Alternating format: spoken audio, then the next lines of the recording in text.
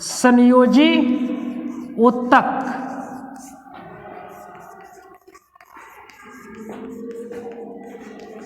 Connective tissue. ठीक है, थोड़ा ध्यान देंगे।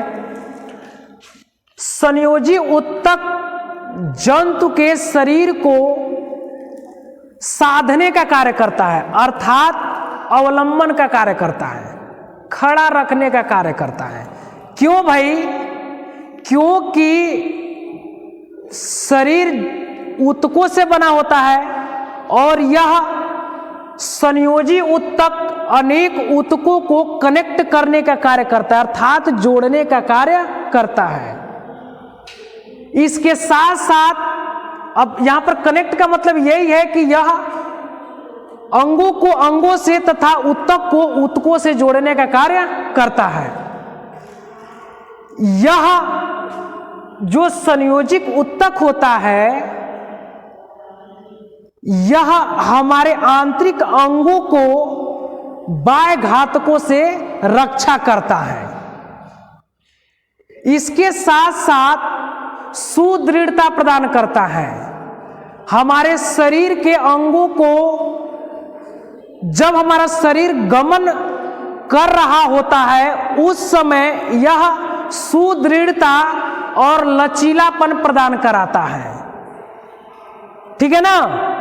और जो संयोजी ऊतक होता है, जंतु कोशिकाओं में सबसे सर्वाधिक मात्रा में, यानी कि सबसे ज्यादा पाए जाने वाली लगभग 30% से अधिक, 30% से अधिक पाए जाने वाली यह कनेक्टिव टिश्यू होती हैं।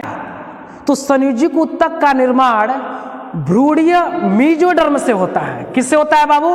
भ्रूणीय मेसोडर्म से होता है। मैं पहले भी बता चुका हूं कि भ्रूणीय मेसोडर्म क्या होता है। तो भ्रूण जब डेवलपमेंट करता है, उससे पहले 3 स्तर होते हैं। तो इसमें मेसोडर्म का मतलब हुआ कि मध्य वाला स्तर। कौन सा वाला स्तर बाबू? मध्य वाला स्तर। इसको कहते हैं हम मेसोडर्म। ठीक है ना? तो मेसोडर्म से कनेक्टिव टिश्यू का निर्माण होता है। ठीक है ना? एक बात और है कि इनकी कोशिकाएं जो होती हैं बाबू, संयोजी ऊतक की जो कोशिकाएं होती हैं वो काफी दूर दूर होती हैं और इनकी कोशिकाएं, इस ऊतक की कोशिकाएं कम होती हैं। काफी दूर दूर होने के कारण, इनकी कोशिकाएं काफी दूर दूर होने के कारण इनमें इंटरसेलुलर स्पेस पाया जाता है। क्या पाया जाता है बाबू? इंटर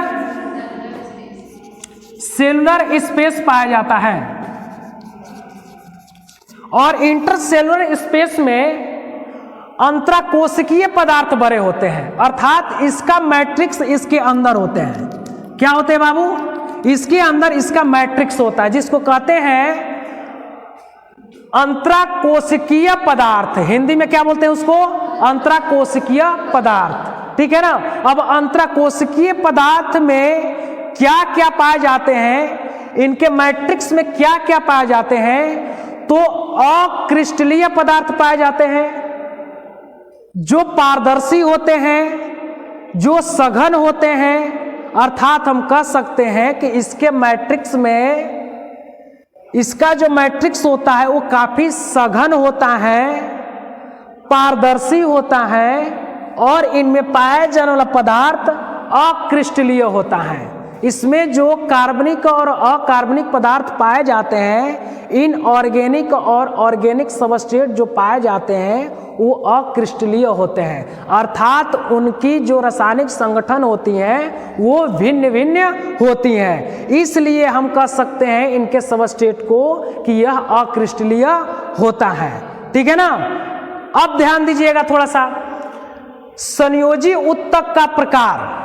अब संयोजिक ऊतक का प्रकार जब पढ़ेंगे तो उसमें बताएंगे कि हमारे शरीर में जो ऊतकों को जोड़ने का कार्य कर रहा है, जो अंगों से अंगों को जोड़ने का कार्य कर रहा है, या फिर जो अस्थि को उपास्थि से जोड़ने का कार्य कर रहा है, या फिर कह सकते हैं कि जो बोन को मसल से जोड़ने का कार्य कर रहा है, जो मसल्स को मसल से जोड़ने का कार्य कर रहा है, वो कौन कौन से संयोजी ऊतक होते हैं। और हमारे शरीर में कुछ लिक्विड फॉर्म में भी, तरल पदार्थ के रूप में भी कुछ संयोजी ऊतक पाए जाते हैं। तो इसका स्टडी हम लोग संयोजिक ऊतक के प्रकार में करेंगे, ठीक है ना।